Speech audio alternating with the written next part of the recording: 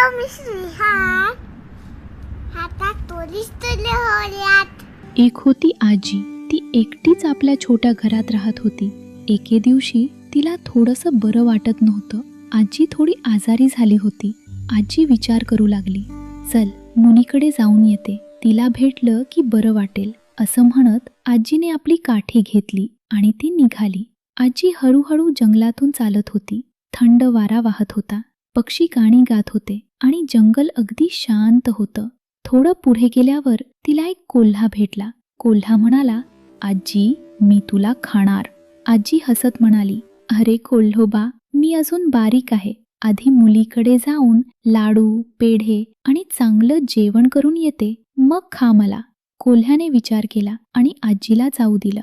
आजी पुढे चालत राहिली आणि मग तिला लांडगा भेटला. लांडगा म्हणाला, आजी आज मी तुला खाणार. आजी म्हणाली, अरे थांब जरा, आधी जरा जाड होऊन येते, मग खा मला. लांडग्यानेही आजीला जाऊ दिलं. आजी पुढे चालत राहिली.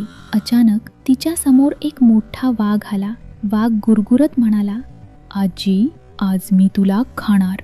आजी अजिबात घाबरली नाही. ती शांतपणे म्हणाली, अरे वाघोबा, मी तर खूप बारीक आहे. आधी मुलीकडे जाऊन लाडू, पेढे आणि चांगलं जेवण करून येते, मग मला खा.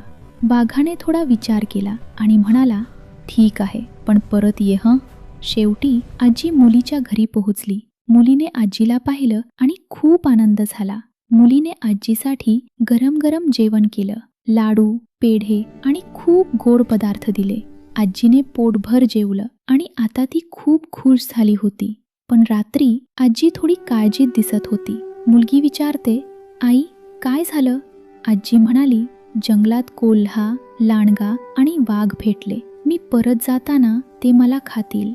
मुलगी थोडा विचार करू लागली आणि अचानक तिला एक भन्नाट कल्पना सुचली.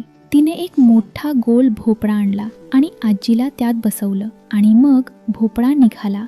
चल रे भोपळ्या टुनुक टुनुक, चल रे भोपळ्या टुनुक टुनुक.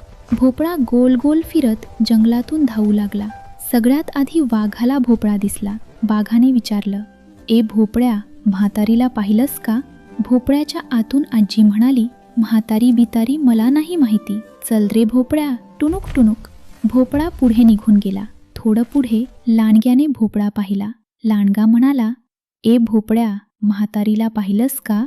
आजी आतून म्हणाली, म्हातारी बितारी मला नाही माहिती, चल रे भोपळ्या टुनुक टुनुक. भोपळा टुनुक टुनुक करत पुढे गेला. शेवटी कोल्ह्याने भोपळा पाहिला.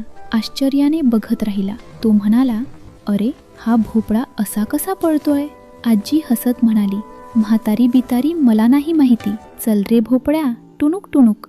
भोपळा टुनुक टुनुक करत आजीच्या घरी पोहोचला. आजी सुरक्षित बाहेर आली आणि मोठ्याने हसू लागली. हुशारी आणि शांतपणा मोठ्या संकटातूनही वाचवू शकतात.